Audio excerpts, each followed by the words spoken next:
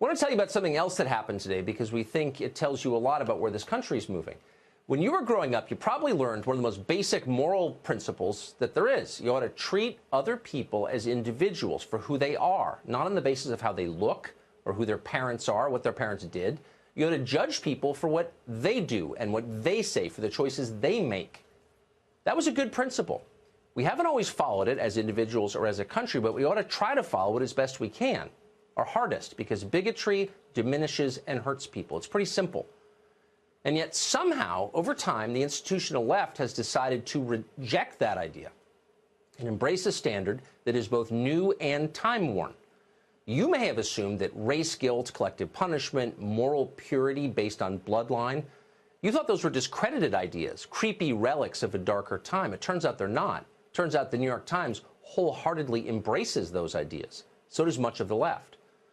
Yesterday, the Times announced it was hiring a woman called Sarah Jeong to write about technology for the paper. Within hours, readers discovered Jeong's Twitter feed, which she had not bothered to delete, apparently because she was not embarrassed by it. Judging by what she wrote on Twitter, Sarah Jeong is an angry bigot, and not in a subtle way. Here are some examples of her tweets. Quote, "Oh man, it's kind of sick how much joy I get out of being cruel to old white men." Another, quote, "Dumbass effing white people marking up the internet with their opinions like dogs peeing on fire hydrants." Another, quote, "Hashtag cancel white people." At one point, Jeong tweeted a crude graph claiming that as whiteness increased, so did awful. Later, she said that white people smell like dogs. Here's another one, quote, "White people have stopped breeding. You'll all go extinct soon. That was my plan all along." And on and on. Well, people are getting fired for far less than this across corporate America right now, but the New York Times decided to double down on Sarah Jeong's behalf.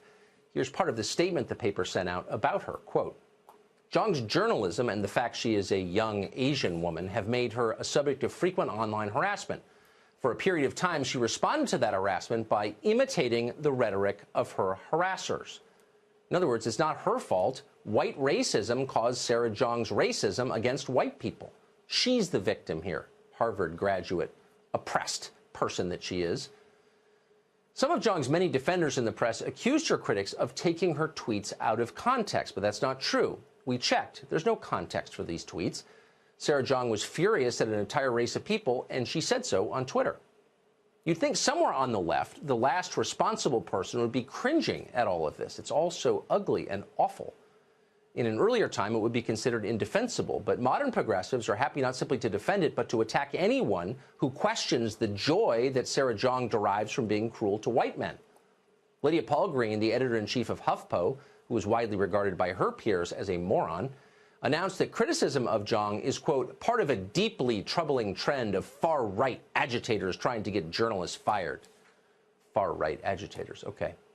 But actually, we're not calling on Jeong to be fired. We're not liberals, so we don't believe that every person we disagree with ought to be crushed, including Sarah Jeong. We believe in free speech, even when it's reprehensible, maybe especially when it is. What we would like to see, though, is some honesty. Let's all stop lying for a minute. What Sarah Jeong said was wrong, but it was only shocking because she expressed it so clearly. In point of fact, her views are commonplace in the American establishment, maybe universal. Try to find a single government bureaucrat or college administrator or head of corporate HR who disagrees with the idea that people should be judged by the color of their skin and that some races are more virtuous and deserving than other races. They all think that, every one of them. And yet, remarkably, these very same people are the quickest to cry racism at the slightest provocation or for no reason at all. They think of themselves as arch enemies of racism. They get tattoos on their arm telling you that, and yet they're its chief purveyors. Deep, deep irony. How do they do that? Well, simple. They redefine the term. As Vice.com succinctly put it a couple of years ago, quote, "It is literally impossible to be racist to a white person." Pretty much the entire left now takes that as a matter of faith. They deeply believe that. But what does that mean exactly? Is there really an entire race of people so repulsive, so morally repugnant that it is, quote, "literally impossible to wrong them"? You could do anything to people like that and not feel bad about it. In fact, why wouldn't you? They deserve it. They're not really human. That's the attitude. It's not hard to guess where ideas like that wind up. We've seen it. All of us should be afraid of it. All of us, regardless of color. There are plenty of examples in history of what happens when people start thinking this way. And they're all sad. It's awful. And yet this is the mindset the left has imposed on our country. It's an attitude designed to dehumanize the individual, to erase what makes each of us interesting and distinct and vital, and reduce us to faceless members of a group. It's totalitarian. We ought to resist it with everything that we have.